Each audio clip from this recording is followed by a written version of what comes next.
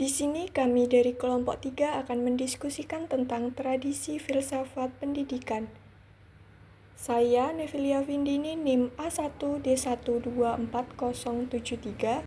Saya Fibri Ulia Zahra dengan NIM A1D1240075. Saya Christina Apriala Boris Laban dengan NIM A1D1240076. Saya Ailsya Putri Jasmine dengan NIM A1D1240074.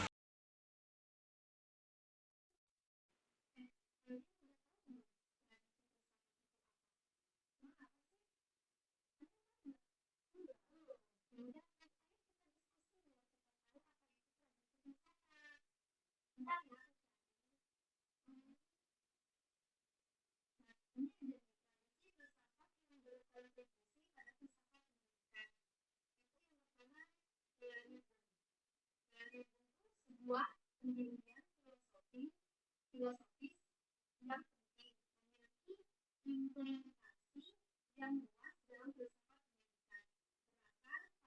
filsafat pendidikan, berakar pada keyakinan bahwa realitas ada secara independen dari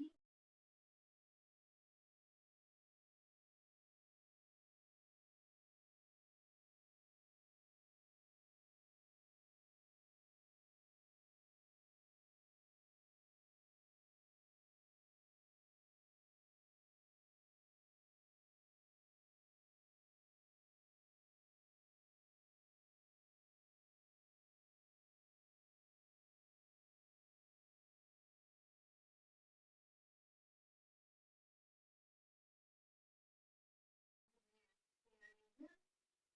Mendorong langkah pendidikan yang berfokus pada bukti empiris dan pembelajaran praktis. Filsafat ini yang sering dikaitkan dengan pemikiran seperti Aristoteles dan kemungkinan dalam bentuk yang lebih berkembang dengan filosof seperti John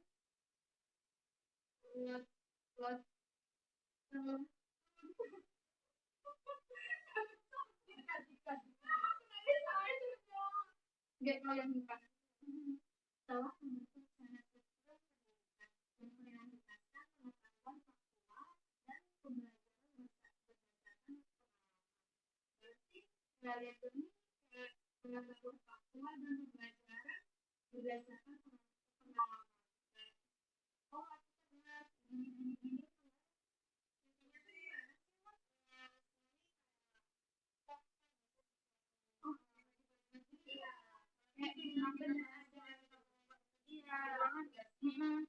Kamu kayak makanan kesukaan kamu apa sih gitu kan kita nggak bisa memaksa seseorang itu menyukai hal yang kita sukai, nggak boleh menyalahkan orang yang menurut dia itu benar apa gitu loh. Materi selanjutnya itu kan tentang eksistensialisme ya. Apa sih yang kalian ketahui tentang eksistensialisme yang ada di pikiran kalian?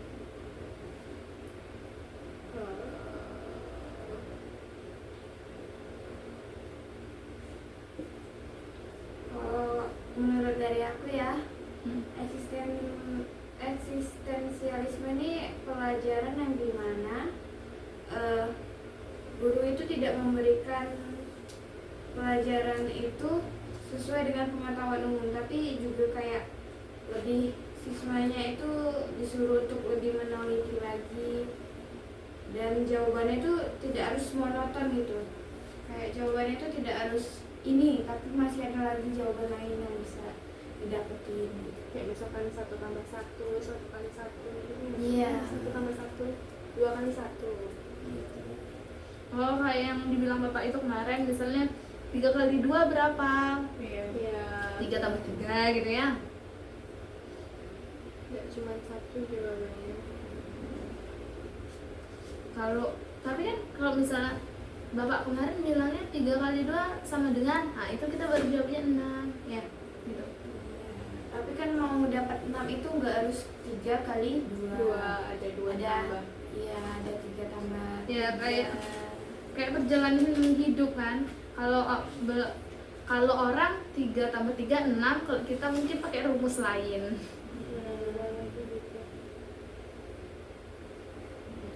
Berarti intinya itu kita itu harus melihat potensi peserta didik itu bukan dari satu sisi saja, bisa dikatakan seperti itu. Iya. Iya, tapi bisa dari mana, pandangan dari mana saja gitu, karena jawabannya itu tidak satu.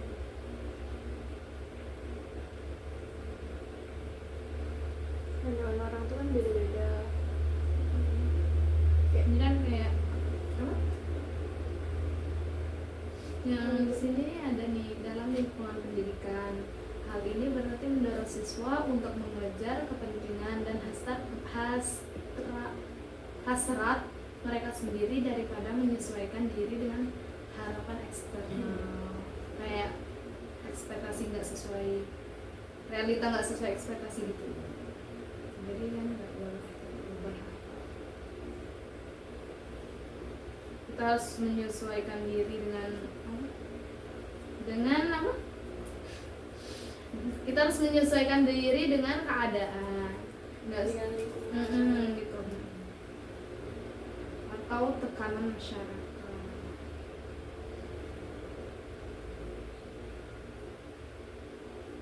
Nah katanya juga eksistensialisme ini juga, pendidikan eksistensialisme itu fokus pada kondisi manusia dan tema-tema eksistensial berupa kecemasan, kebebasan, dan kematian.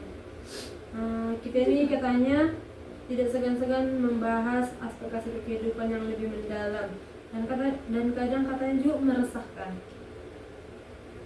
Merasakan dalam hal apa sih? Ada yang tahu nggak? Mungkin karena dia tidak terpaku dengan pelajaran tradisional. Meresahkan warga itu kan? Bukan, ini untuk, maksudnya itu mendorong siswa untuk menghadapi masalah ini secara lebih detail lagi, bukan hanya dari diri sendiri, bukan hanya dari diri sendiri, dari orang lain, dari sekitar, dari masyarakat juga.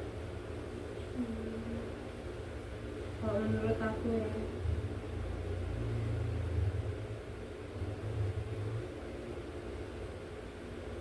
Di sini juga terdapat eksistensialisme adalah fokus pada kondisi manusia dan tema-tema eksistensialisme berupa kecemasan. Oh yang itu ya tadi. Aku udah mau baca yang bawahnya, Cok. Tapi kayak, oh yang ini kayaknya belum lah. Oh ternyata. Sudah. Biarlah ini masih dia. Jangan, Cok. Dia kan tertutup ya bisa dari itu. Biar. Ya coba nabasing lah boy, capeknya nanjay, ngantuk nih. Bersetengah jam Kata aja. Bersetengah jam nih. Eksistensialisme juga mempromosikan gagasan pendidikan sebagai proses seumur hidup. Individu memberi terus berkembang dan mendefinisikan ulang esensi mereka melalui pengalaman pilihan mereka. Pembelajaran tidak boleh terbatas pada lingkungan pendidikan formal. Ini mau ngapain sih? Ini mau baca gitu ya? Pendidikan Oh itu tuh baca materi anjay, kau tenang. Oh ini belum selesai, belum cut, belum mulai. Atau lagi kau dikeris orang serius anjay. Ini udah serius.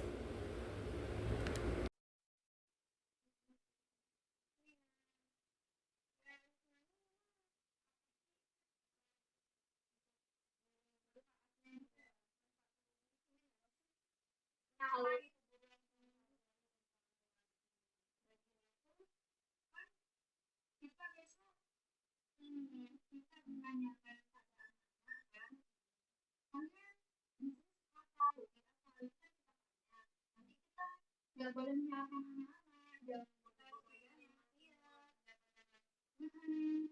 saya mungkin ada tentang sainsnya gimana dok, kalau misalkan itu kan anak-anak tuh biasanya penasaran gitu kan, jadi dia tuh butuh bukti, jadi kalau misalkan kita belajar sambil bermain, misalkan kita praktek sains itu kan ada prakteknya tuh, nanti ada buktinya, kita jelasin ini dulu loh, karena sains itu kan iya, jadi dikasih tahu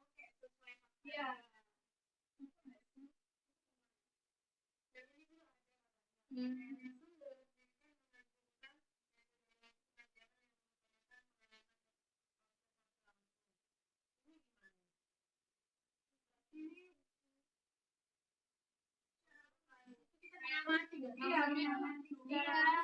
pengalaman yang sering materi, pengalaman anak itu secara langsung, nggak kayak menurut penelitian ini gitu loh. Kan itu kan banyak nih, penelitian ini dari ini seperti ini gitu loh. Jadi kita ngajak anaknya lah, kita pengembangan ini ya. Jadi anaknya dia harus tahu sendiri, oh rupanya yang dikatakan peneliti itu benar.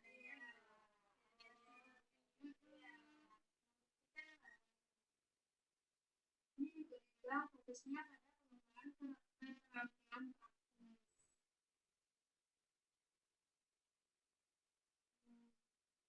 Ini tujuannya kayak mempersiapkan siswa menghadapi tantangan dunia nyata. Kan dunia nyatanya tantangannya kan banyak tuh ya. Apalagi kita itu kan juga banyak tantangannya. Tantangannya malas, teman yang gak bagus. Bagaimana kita menyikapi itu gitu. Tapi yang ini iya.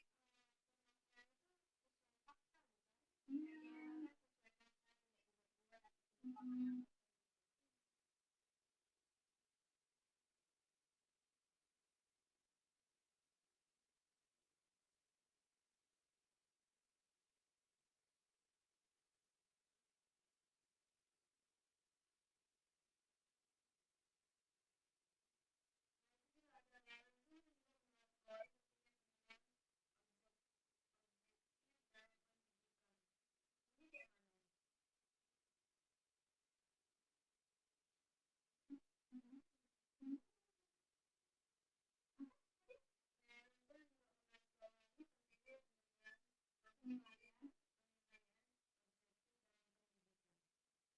Jadi kayak misalnya untuk apa ya, misalnya kan untuk penelitian itu begini, nanti kita ini apa meneliti kan, terus penilaiannya itu benar nggak sama yang peneliti itu kan.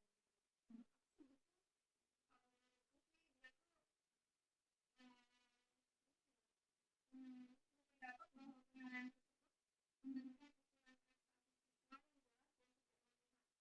prestasi siswa yang jelas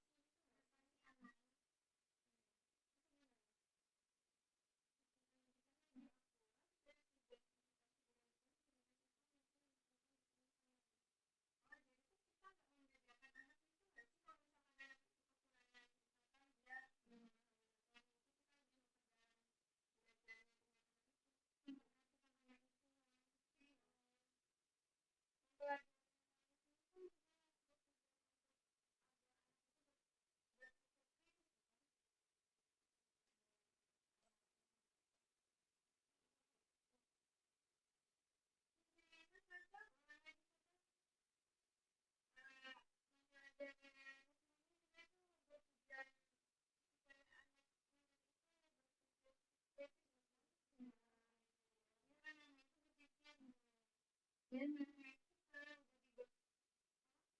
Jadi sebagian sejak dini disuruh jadi apa, dibilang sejak dini. Sedangkan anak-anak itu kan lagi aktifnya waktu SD. Jadi pas udah dibungkam ya dia ngurus aja sampai dia karena kan contohnya kita kalau kecilnya suka main kan bedanya saya suka main juga. Jadi intinya realisasinya ketika mengajarkan anaknya sesuatu harus ada bukti gitu kan.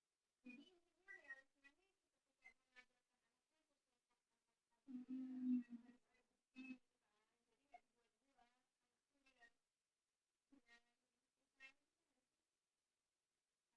Karena di sini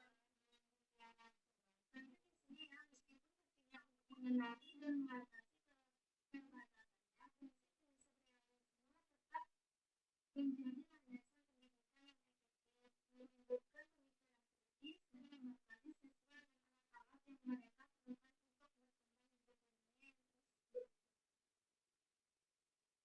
Jadi kita itu membekali anak dengan ilmu gitu loh. Alat-alatnya pasti dengan ilmu. Ini alat-alat yang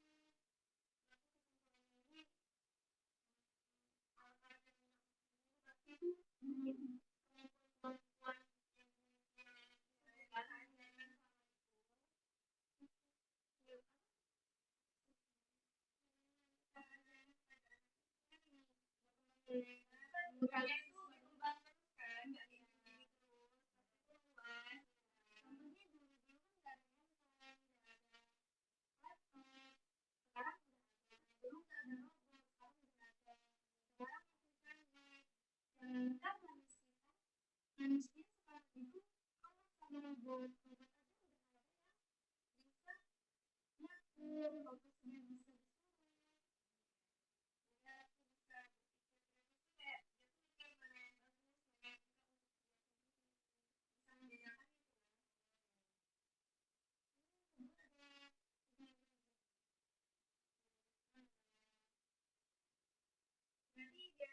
ini kebalikan dari realisme ya? Nggak tahu.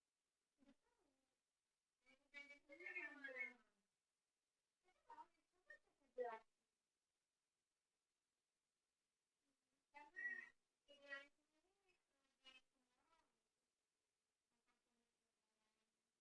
Karena idealisme ini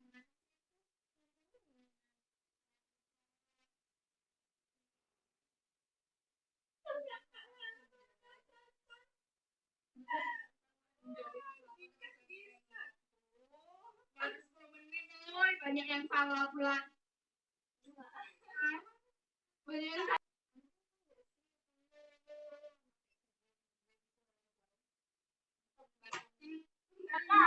Coba. Kan jalan pulang. Bukan lanjutin. Nanti kita buat apa namanya di depan kan itu. Itu seperti apa sih? Iya. Jadi ditempel dengan dia tepat. Siapa?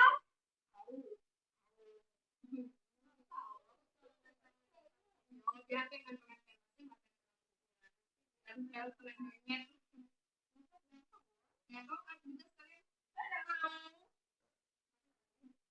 Ini aku udah kejangan. Maaf ya.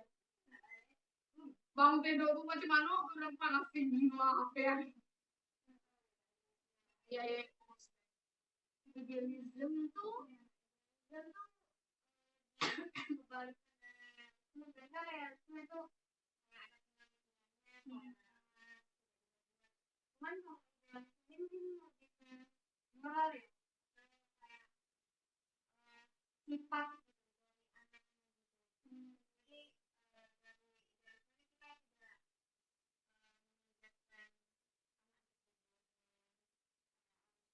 kita tidak lebih menekankan pada kembangan pribadi punya anak ya, kita tuh mau menekankan sama sifat juga sih ya. Misalnya anak ini ini mau bagaimana caranya kita mendidik dia supaya dia tidak mencapai, dia harus percaya dengan hasil yang dia buat dan dia nanti dia tidak terpengaruh sama dia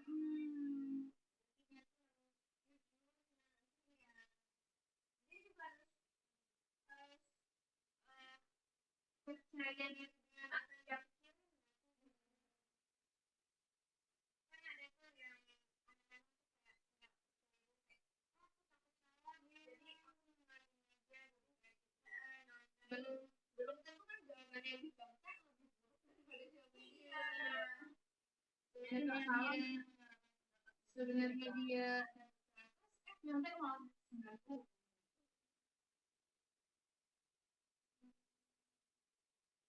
Jadi kalau kita sebagai guru kita harus meyakinkan anak supaya anak itu ya kayak itu kayak jangan takut gitu loh ya, jangan takut membukakan pendapat dia yang harus percaya diri.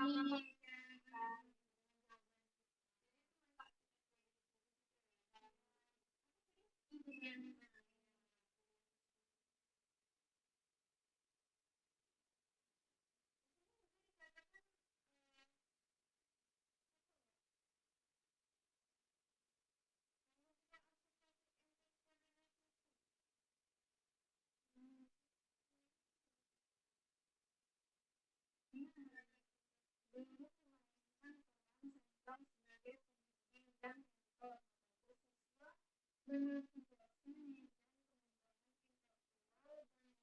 intelektual dan moral yang menyenangkan. Guru bukan sekedar menyampaikan informasi, melainkan fasilitator pembelajaran yang menginspirasi dan menambah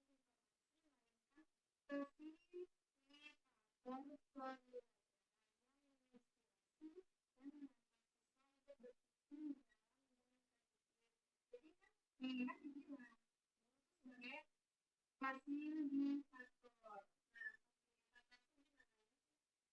itu gimana sih? Nggak tahu. Tapi kan baca. Berpikir gitu, memfasilitasi anak untuk berpikir kan, kayak ngajarin gitu loh. Iya, iya, jadi contoh juga ya. Biasanya kan kadang akan berubah. Contohnya sekarang dulu kita kan sekolah kategorinya dan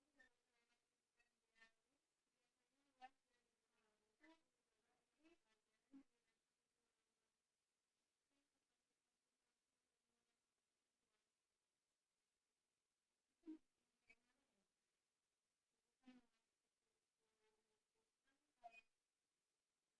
2014 yang luas dan pastinya lebih baik dari ya dari situ kayak kan kurikulum dalam matematika itu kayak metode belajarnya tujuannya itu makanya memberi jadi mempengaruhi siswa nantinya untuk berketerampilan yang bermakna. Tujuannya untuk memberikan pendidikan terhadap manusia dengan sisi dia bisa membuat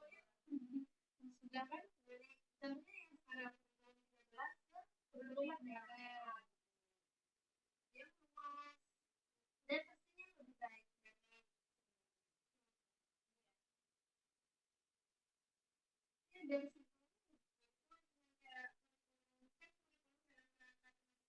lebih maju lagi lebih berkembang. Menurut aku sih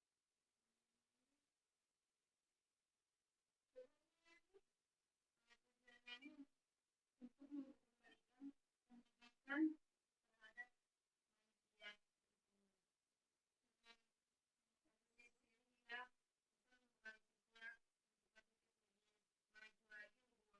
dari tujuan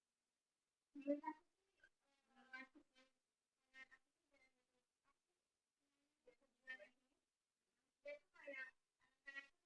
tidak berfokus pada akademis tapi lebih pengembangan diri kayak itu makanya dia disebut tuh keterampilan dan nilai-nilai lainnya jadi itu dia kayak bukan tentang akademis aja kayak pembelajaran gitu ya. Oh iya makanya di sini aja disebutkan dengan kayak pendidikan jurusan dan pendidikan masyarakat singkatnya apa tuh? Kalau di sini tuh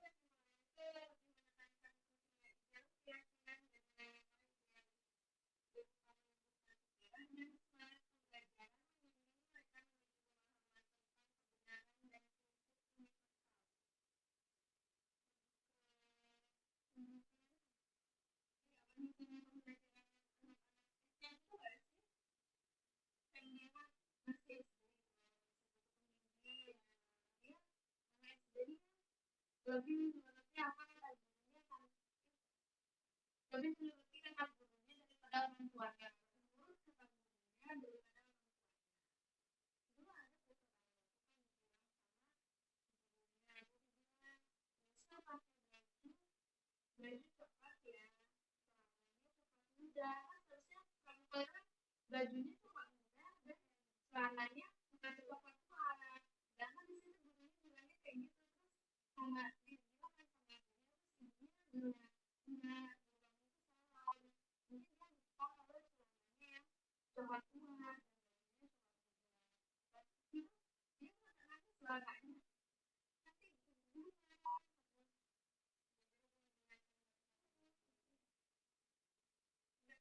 gurunya karena katanya bajunya agak modern dan jadi itu gunanya kita harus berpikir kritis supaya tidak kan anak-anak itu kan menurut kita jadi kita harus berpikir kritis supaya tidak salah menyampaikan sepeda body dan satu lagi sekarang ada lagi saya udah masih 40 menit lagi perjalanan sepeda tujuan pendidikan di sini itu menurutnya itu menyatakan kebijakan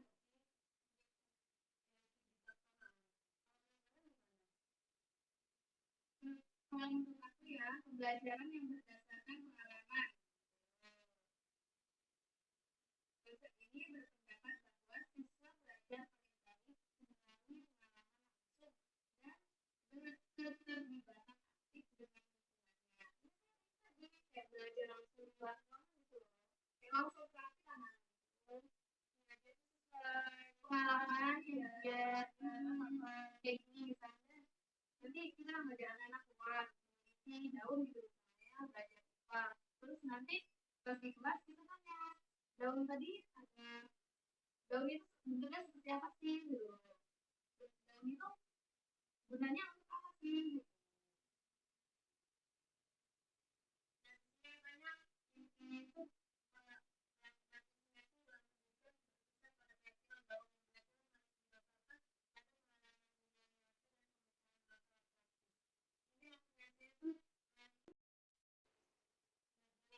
para penulis praktisnya berargumentasi bahwa pendidikan bukan hanya sekedar mengulang fakta, namun harus fokus pada perkembangan keterampilan berpikir kritis, menentukan yang ingin tahu dan mendorong partisipasi aktif. Artinya ini seperti yang kita belajar di samping kalau pragmatisme kita tuh bukan hanya secara fakta, beda dengan tadi yang pertama itu realisme itu berdasarkan fakta. Kalau ini kan pragmatisme ini nggak berdasarkan fakta. Ini kita itu menghighlight sebenarnya kayak pertanyaan itu di luar nalar ya itu tuh kita bisa ngomong apa aja bebas karena di jadi permainan pengalaman tapi untuk pendidikan itu nggak harus mengumpulkan fakta tapi ya sebagaimana yang kita bahas kayak yang kemarin ada yang nanya ada nggak sih itu seharusnya kita yang pertama itu kan nggak masuk karena nih kalau menurut ini karena kan kita nggak ada yang pernah ketentukan kebetulan jadi ya intinya tuh di luar nalar gitu ya itu ini kebalikan dari apa terus apa bedanya idealisme itu tadi kan kayak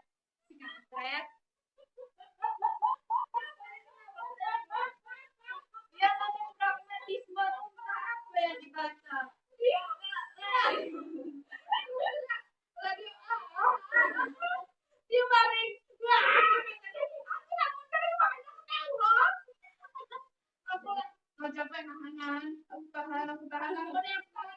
Kakinya juga aku nggak bisa lagi dulu ya.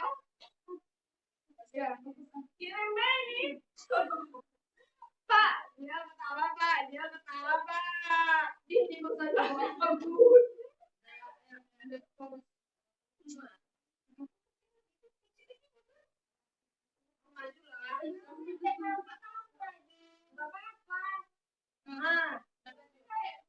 Aku dengan jilbab jangan tadi jangan.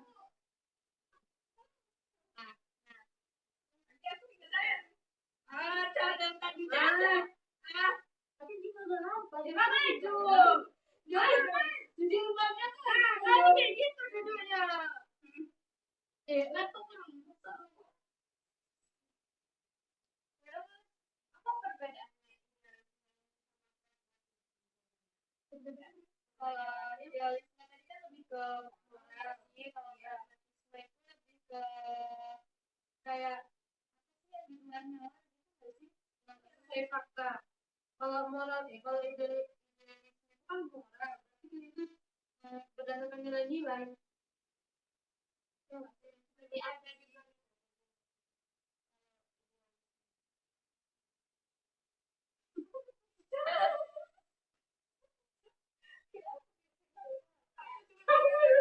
aku tinggal mewah. Aku tengok merah di tahun jo.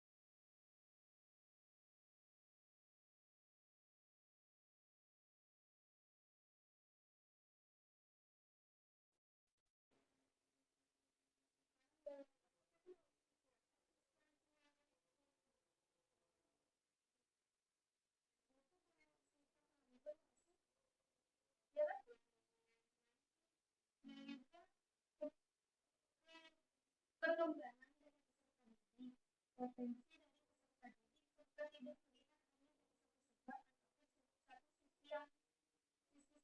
Kayak misalnya ada satu anak yang berbuat salah, apakah kamu akan memarahi 99 siswa itu? Tidak kan? Misalnya ada satu anak yang nakal, apakah kamu akan membunuh semua anak dari 100 itu tidak salah. Tapi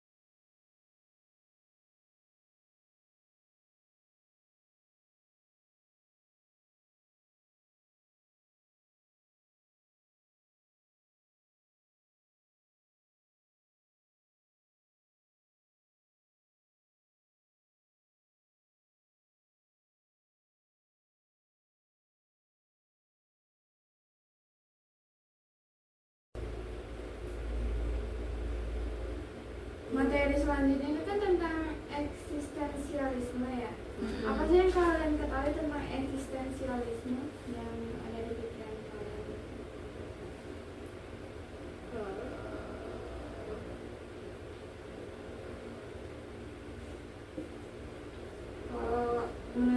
aku ya, eksistensialisme ini pelajaran yang dimana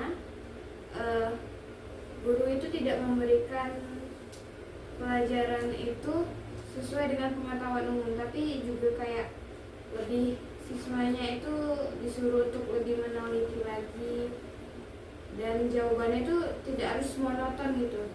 Kayak jawabannya itu tidak harus ini, tapi masih ada lagi jawaban lain yang bisa didapetin gitu. Kayak misalkan 1 tambah 1, 1 kali 1 gitu. Iya. 1 tambah 1, 2 kali 1 Gitu.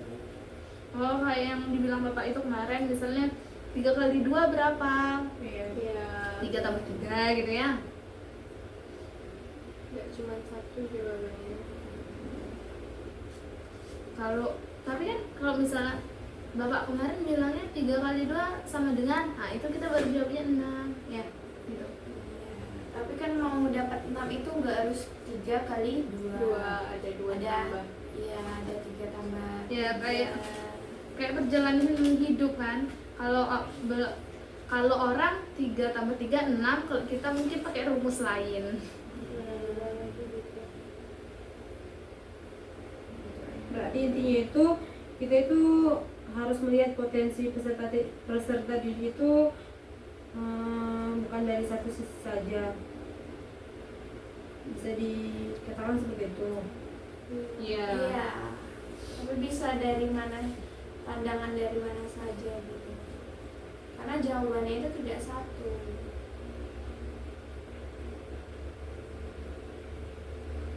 Pandangan orang tuh kan beda-beda. Kayak ini kan kayak apa? Yang di sini ada nih, dalam lingkungan pendidikan.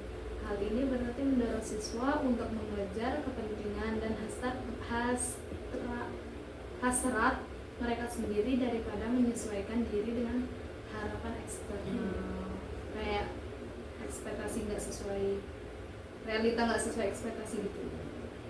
Jadi kan nggak boleh berubah. Kita harus menyesuaikan diri dengan apa? Kita harus menyesuaikan diri dengan keadaan, nggak Dengan lingkungan. gitu. Atau tekanan masyarakat.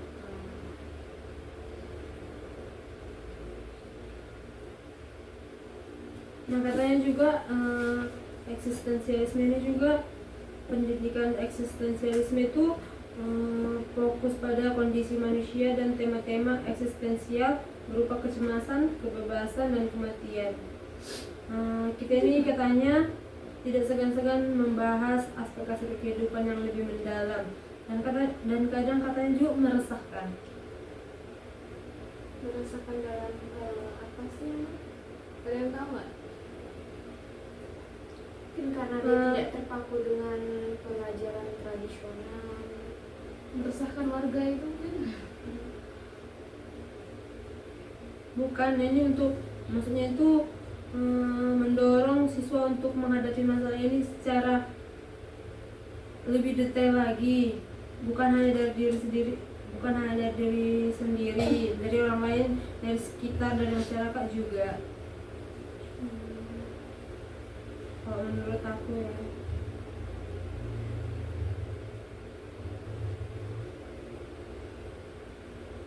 Di sini juga terdapat eksistensialisme adalah fokus pada kondisi manusia dan tema-tema eksistensialisme berupa kecemasan. Oh yang itu ya tadi. Aku udah mau baca yang bawahnya, Cok. Tapi kayak, oh ya ini kayaknya belum lah. Oh ternyata. Sudah. Biarlah ini masih dia. Jangan, Cok. Dia kan tertutup ya bisa dari bilang biak. Ya coba nambah lah boy, capeknya nanjay, ngantuk nih. Bersetengah jam kata aja. Bersetengah jam nih. Eksistensialisme juga mempromosikan gagasan pendidikan sebagai proses seumur hidup.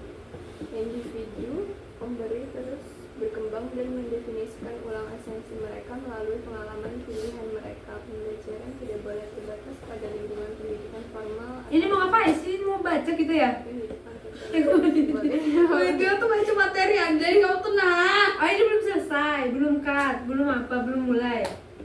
Atau lagi kau di keris orang serius anjay. Ini udah serius.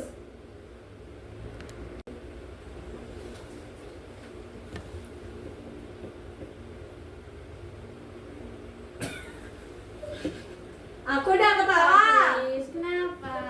Dia loh, jadi mulai tapi nggak ngomong. Apa sih? Barang apa belum? Orang ngantuk woy, cepat ah. Yang selanjutnya ini ada eksistensialisme. Apa itu Apa sih pendapat kalian tentang yang kalian ketahui tentang eksistensialisme ini? Kalau dari menurut aku sih eksistensialisme ini kayak pendidikan yang dimana tidak terpaku oleh pengetahuan umum ya. Jadi dia ini kayak benar-benar jawabannya itu dari apa yang kita pikirkan gitu. Tidak harus terpatok sama apa sih jawaban yang sudah ada gitu dari pengetahuan itu. kayak Kita menganalisa pendapat gitu ya. Iya. Pendapat masing-masing orang. Tapi pendapat tuh nggak asal-asalan gitu. Iya, nggak nggak salah-salah sih? pendapatan juga, tapi Ya, yang masih di pendapatnya akal berbobot gitu. gitu ya. Nggak asal ngomong. Bak Berarti- kosong nyaring bunyinya, berarti otak intinya kosong itu- banyak bunyinya. Intinya itu nggak hanya melihat dari satu sisi pendapat kan.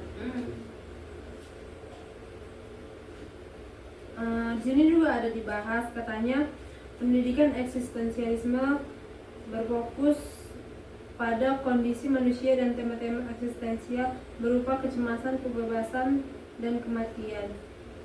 Maksudnya itu kayak mana ya? Kalian ada yang tahu nggak? Ya apa ya maksudnya ya?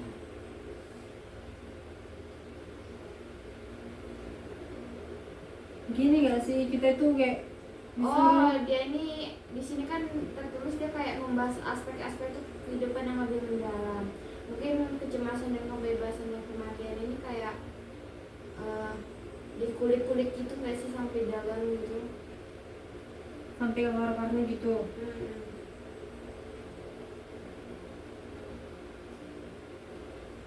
Kalau kamu apa sih sebenarnya? Kalau menurut aku sih ini kayak kita itu mendorong siswa untuk, kalau sebagai guru kita mendorong siswa untuk menghadapi masalah ini baik dari diri sendiri, dari luar, dari masyarakat juga. Kalau kalian? Kalau menurutku sih kayak kita sebagai guru tuh untuk mengembangkan keterampilan berpikir siswa gitu nggak sih? Membantu mengembangkan pemikiran anak ya, Iya. supaya biar pengetahuan anak itu meluas, Iya, nggak itu gitu aja. Iya. Kesimpulannya, eksistensialisme menawarkan visi pendidikan yang menarik dan transformatif oleh menekankan individualitas, kebebasan, dan makna pribadi. Ini menantang tradisi praktisme pendidikan dan menganjurkan untuk lebih personal dan berpusat pada siswa mendekati. Meskipun menerapkan filosofi ini dalam praktiknya mungkin menimbulkan tantangan, namun manfaat potensial bagi pertumbuhan dan kesejahteraan pribadi siswa sangat besar. Saat kami melanjutkan untuk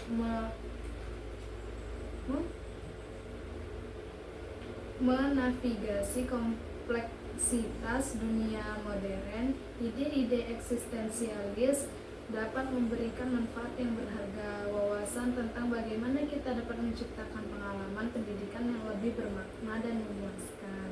Melalui sudut pandang ini, pendidikan tidak hanya menjadi alat untuk mencapai tujuan, tetapi menjadi bagian yang penting dari kehidupan perjalanan sumber hidup menuju penemuan diri dan kehidupan otentik. Nah, jadi kesimpulannya tuh kayak kita tuh mengajarkan anak tuh biar tahu jati diri dia sendiri gitu nggak sih? Biar hidup dia lebih bermakna gitu.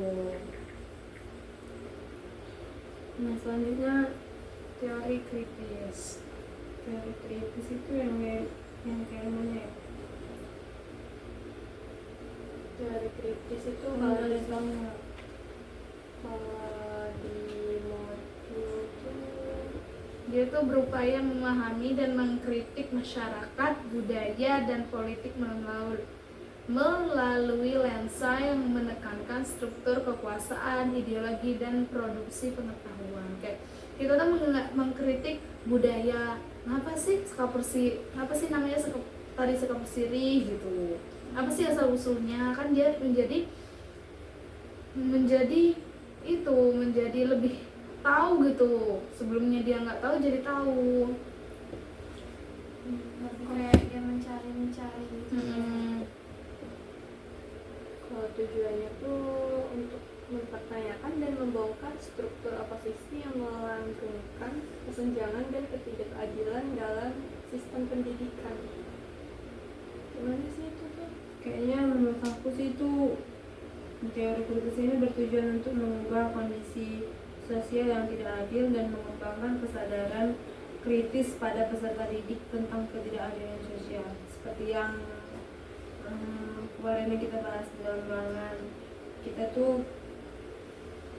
Kan misalnya ada nih suatu masalah dalam ruangan atau apa, nah kita itu sebagai penengah, ada yang membuat masalah, kita tahu yang mana yang benar, tapi kita menutupi kebenaran itu. Nah di sini tuh kita mengubahnya itu biar kita bersikap adil. Menurut aku seperti Bukan itu. menutup masalah enggak sih, tapi dia lebih kayak Bodoh mencari lebih tahu gitu tentang kebenarannya. kayak ngapa sih anak-anak ini kok bertinju gitu ya? Iya. Nanti baru kita selesain gitu. Walaupun itu anak kita sendiri gitu. Iya. Tapi di sini kan kesenjangan dan ketidakadilan, berarti tuh kesenjangan tuh kayak membedakan gitu enggak sih? Iya kan, berat sebelah gitu kan? Berarti dia pilih kasih gitu ya? Iya. Kayak oh ini anak aku harus aku bela gitu, Nah, biar iya, akunya nggak bener kena sih. gitu.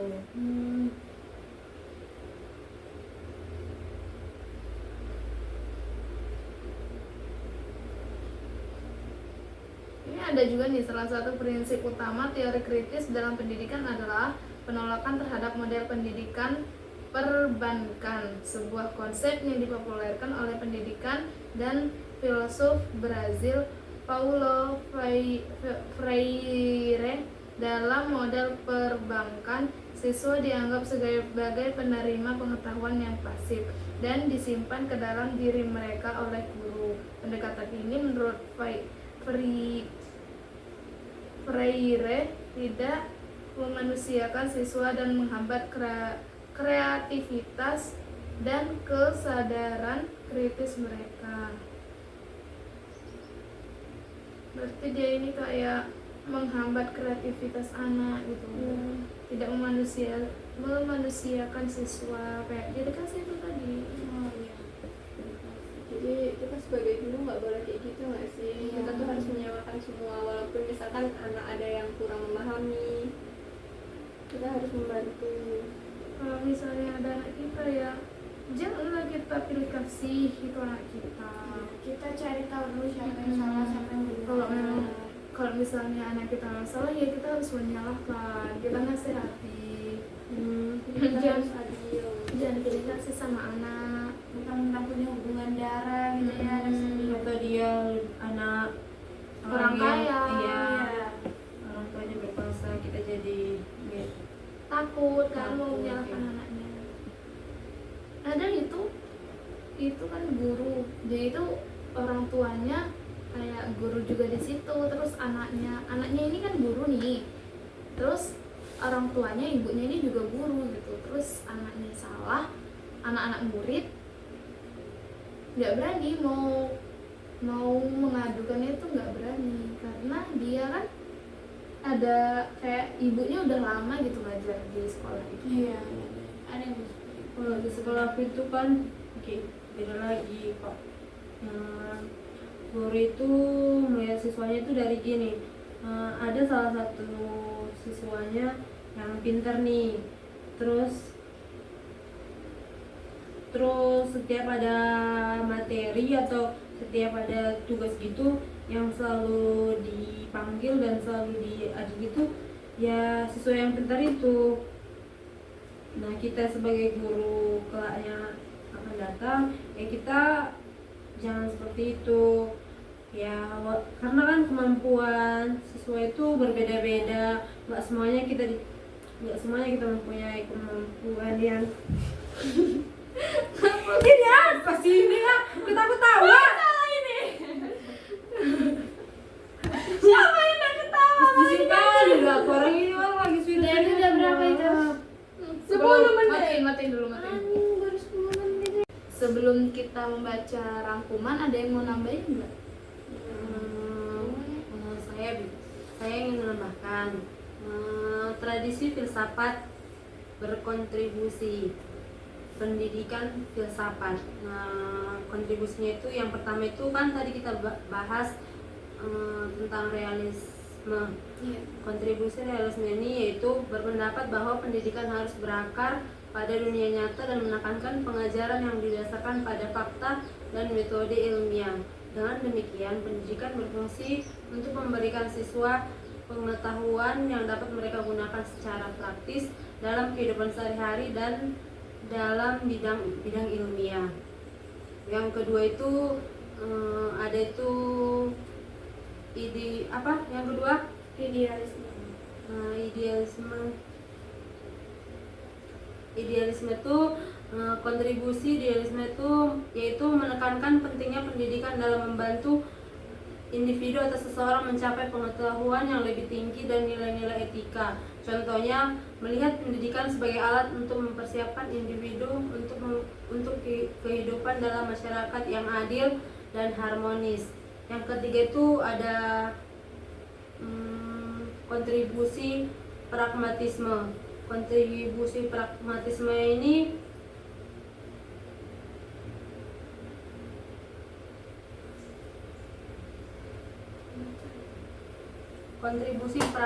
ini yaitu menyatakan kebijakan. Seorang guru tidak boleh hanya menyalahkan satu peserta didik. Seorang guru wajib meneliti lebih inti permasalahan dan mampu membantu menyelesaikan masalah peserta didik tersebut, dan jangan menyalahkan peserta didik dari satu pandangan. Yang keempat itu ada eksistensialisme. Kontribusi eksistensialis.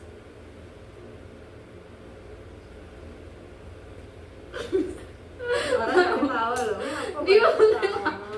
Dia cepat. Lanjut. Nanti dikat bisa kan? Yo. Nah, yang selanjutnya itu yang keempat itu eksistensialisme. Kontribusi eksistensialisme itu maksudnya di sini dalam konteks pendidikan, eksistensialisme memandang pendidikan sebagai proses membantu siswa menemukan makna dan tujuan pribadi mereka. Pendidikan harus mendukung eksplorasi pribadi, membantu siswa mengembangkan otentisitas dan mengatasi kekhawatiran tentang identitas siswa. Yang kelima itu atau terakhir yaitu teori kritis. Kontribusi teori kritis ini maksudnya dalam pendidikan, teori kritis menekankan pentingnya mengkritisi dan menantang struktur sosial yang ada, serta mengedukasi siswa untuk berpikir kritis terhadap ketidakadilan sosial dan politik. Pendidik kan harus pendidik, serta mengedukasi siswa untuk berpikir kritis terhadap ketidakadilan sosial dan politik. Pendidik harus mempromosikan kesadaran kritis dan perubahan sosial, mengatasi ketidaksetaraan, dan mendorong keterlibatan aktif dalam reformasi sosial. Ada tambahan lagi? Ini tidak. Jadi kita tutup Dengan baiklah, selanjutnya nih ada rangkuman hasil diskusi. Menurut kami, filsafat yaitu hasil pemikiran seseorang manusia yang memikirkan kebenaran segala sesuatu. Jadi, filsafat pendidikan adalah hasil pemikiran dan perenungan mendalam tentang pendidikan. Seorang guru perlu belajar filsafat pendidikan agar bisa membantu memahami karakter dan sikap siswa. 5 tradisi dalam filsafat pendidikan. Yang pertama tadi realisme, bertujuan untuk mengajak siswa berpikir kritis, disebut realisme, yaitu menyatakan sebuah kenyataan, tidak dibuat-buat, fakta dan kebenaran. Pendapat data yaitu suatu jawaban menurut pendapat masing-masing. Sebagai guru, kita perlu mengambil semua pendapat peserta didik agar mereka berpikir bahwa jawaban masih banyak dan tidak terpaku oleh jawaban lain. Yang kedua ada idealisme, suatu yang berhubungan dengan moral, mengajarkan kebenaran dan tidak berbohong. Yang ketiga ada praktisme, menyatakan kebijaksanaan. Seorang guru tidak boleh hanya menyatakan satu peserta didik. Seorang guru wajib meneliti lagi dari permasalahan dan membantu menyelesaikan masalah peserta didik tersebut. Dan juga jangan menyalahkan peserta didik hanya dari satu pandang saja. Yang keempat, eksistensialisme, menyatakan sifat langgeng, yaitu dengan melihat perkembangan dari peserta didik, potensi dari peserta didik, serta tidak melihat hanya dari satu sebab ataupun satu sisi saja. Yang kelima, teori kritis, bertujuan untuk mengubah kondisi sosial yang tidak adil dan mengembangkan kesadaran kritis pada peserta didik tentang ketidakadilan sosial. Baik, jadi hanya segitu diskusi yang dapat kami sampaikan. Kurang lebihnya mohon maaf. Wassalamualaikum warahmatullahi wabarakatuh.